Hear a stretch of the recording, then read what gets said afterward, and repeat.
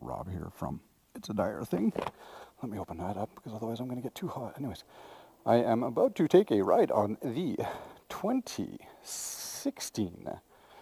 It's 2015 with the 8th month, so that makes it to a 2016 if I am correct, on a Yamaha R1. Ooh, such a pretty little bike. So anyways, yeah, here's just a little tiny preview of this absolutely gorgeous machine.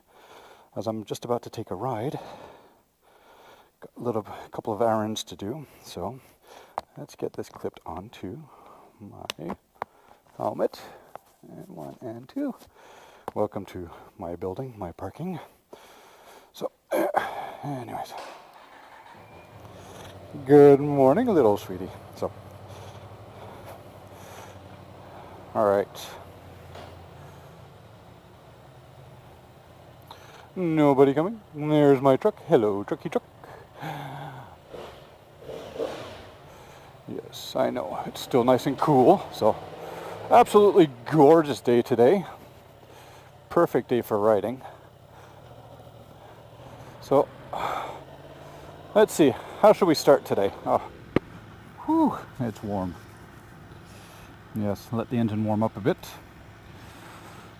I'm off to go check a pair of sneakers. I'm looking for some sneakers, some running shoes, tread shoes, I guess you want to call it, treadmill shoes, because we've kind of put a pause on our, a bumpy road. So it's not me kind of doing it at a stutter, it's just a bumpy road.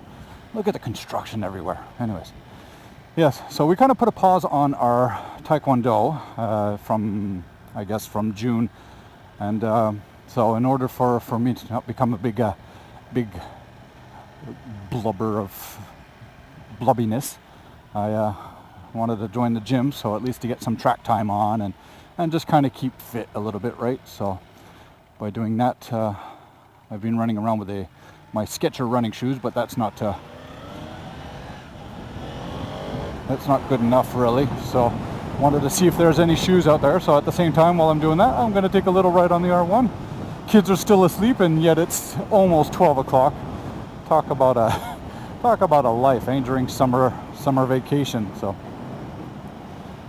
but anyways, now that I'm pretty confident in my Sena setup here, so I was having a bit of hiccups previously. If you've seen some of my previous posts and whatnot, where we were having some Bluetooth connectivity issues from my Sena 20 to the GP10 to my phone to the GoPro. So now that, like I said, I'm confident that it's all working properly, I would like to take this moment and give a big shout out to the following people and following companies for getting it all up and running, because this is the third set that I've gone through, and that's both the dual headsets and the GP10, which is the audio pack for the GoPro. So first big shout out is to GA Checkpoint out in Port Moody, BC. They've been a huge help, first in assisting me on the headsets and whatnot like that, because when we were having some issues. So in regards to warranty, I mean, they completely assisted me on that, so a big thank you. And then we got Kelly Cycle Center out in Hamilton. Those guys are the ones where I've picked up my GP10, which is the audio pack that connects to my Bluetooth, to my GoPro, sorry. Picked it up from them. That was totally cool of them. Thank you very much. And they've also assisted me now on a lot of warranty as well. Down to Motovan, though, you know, it's my competition because I do work for a motorsports company. They were also a big help because they assisted on the warranty with Sena. And last but not least, a big thank you to Sena for being there for technical support and kind of walking us through the whole process, because without them, all of the other companies and the retailers would not have been able to assist me anyways, right? So it's been a big long process. So, but it's been finally everything is working out. So I am so happy for that. It's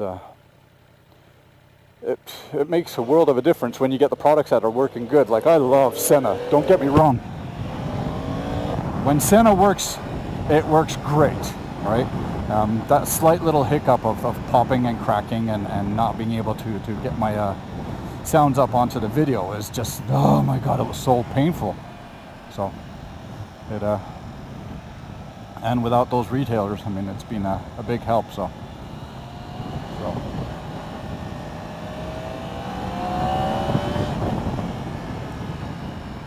yep, loving this R1, man. It's I would get so used to this R1 without any problems. I'd maybe have to try and find a way to extend my my arms a little bit, but yeah, it's such a nice little ride. This thing is, it's so fun. This is kind of like a weekend warrior toy. This is a weekend ride, eh? So 20, yeah. So if it's the 8th month, I presume that would bring us into the next or the following year. So it's a 2015 8th month.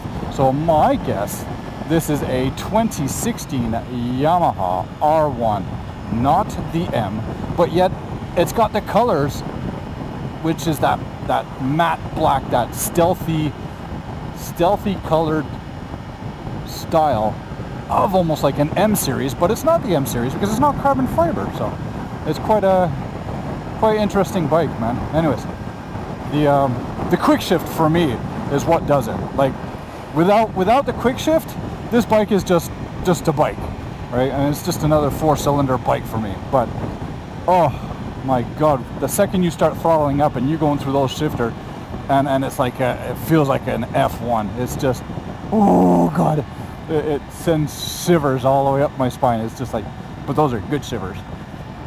Oh, what's this traffic? Always traffic, and this is Toronto, typical of Toronto. So, but yeah, I've fallen in love with the Yamaha FZ09. That's by all means, that is my favorite motorcycle. But and the FZ07, like for an urban commuter, urban stunt, whatever you want to call it, stunt play bike. Let's call it an urban play bike. FZ07 is just fantastic. When it comes down to highway speeds and stuff like that, kind of sucks. All right, and if you have 2-up people and stuff like that, I do a lot of riding with 2-up with my son and whatnot. So it kind of tends to lag a little bit of power on that. Whereas the FZ09 is just fantastic. And I think the FZ09 is the perfect balance between ultimate street performance or ultimate track performance and an urban commuter, where FZ09 for me is definitely what does it. But hey, I still like to play on this bike every once in a while too. Such a fun bike. Except for you can get yourself into a lot of trouble quite quickly. So, but that's okay. Definitely takes an experienced rider. Like, I've been riding now for what, almost 35 years.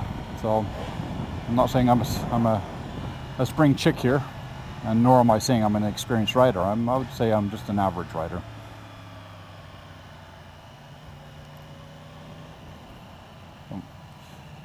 And we got to go over here. I want to go check out, like I said, I'm going here to check out for some shoes. So I need to get a pair of track shoes. Not track shoes, but sorry, you're going to hear a little bit of noise here because I want to lift up my visor. It's like 31 degrees already, and It's getting quite warm, and coming up to a light. It doesn't take long for our brains to overheat. This is your brains. This is your brains on drugs. Remember the old the old brain on drugs commercial from God. This is going back quite some time ago, where it would be a frying pan and some butter, and then this is drugs. And then they'd show you an egg, which is, oh, this is your brain. And then they'd crack it and then sizzle, this is your brain on drugs. So, yeah, anyways. So what happens when you're a lonely child? You kind of come up with weird shit and talk, and still new to YouTube, a fellow biker, and still new to the YouTube blogging, vlogging, moto vlogging, whatever you want to call it. Hello, hi! That's right, there is a motorcycle here. Check your mirrors, you dummy. So, but yeah, you tend to blabber along and just yak. So feel free to hit the mute button if you want and just enjoy the ride. Oh, it's a bit dusty, isn't it? Hello.